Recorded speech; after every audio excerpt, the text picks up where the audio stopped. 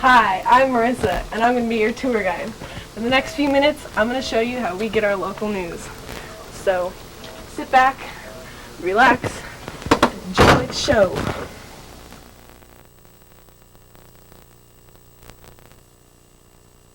That's it for the news tonight, everyone. Thanks for watching. Thanks for choosing us. Good night. Thanks for watching. Good night.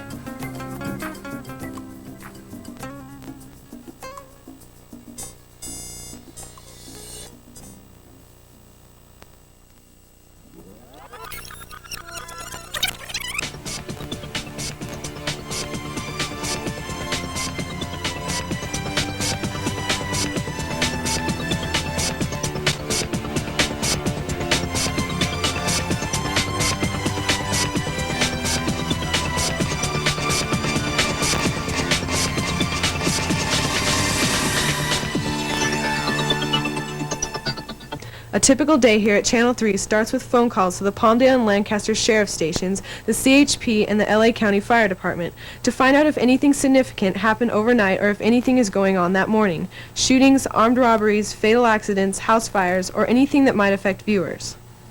This is also the time when cameramen and reporters go out in the field collecting video and information for stories that will air on the 5 o'clock news.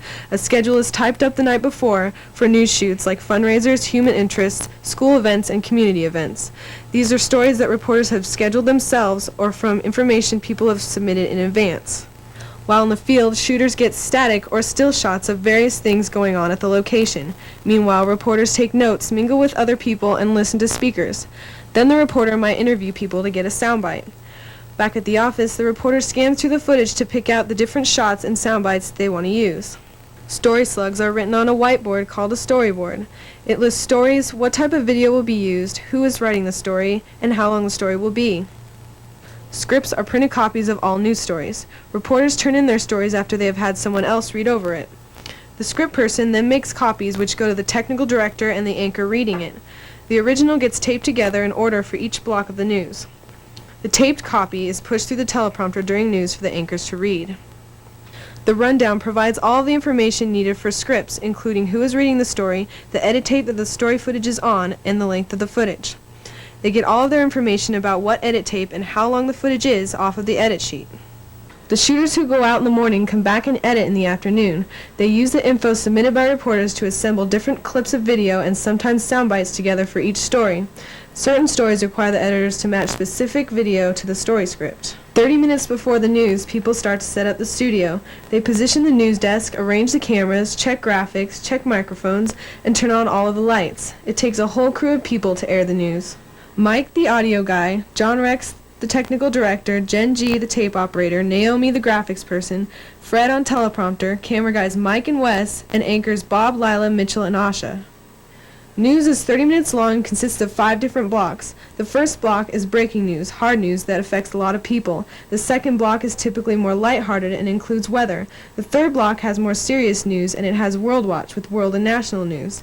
The fourth block is all sports, and the fifth block is usually something lighthearted to leave viewers on a happy note. There are also teases at the end of each block right before the commercial. Teases are highlights of upcoming stories to get viewers' attention and keep them watching. Pat Goins is the production manager at Channel 3. She oversees all production activities, manages employees and contractors, negotiates sponsorships, and facilitates all partnerships and various event productions. This is Hallie Reeves. She is the news production coordinator and my mentor. Hallie is the assignment editor and oversees the progress made on the news throughout the day and offers assistance to anyone who might need it. She also writes stories, manages scheduling, runs their internship program, proofreads other stories, and keeps time during news. Thank you for taking the time to watch my video. I hope you enjoyed it, and I hope it gave you some insight as to how we get our local news.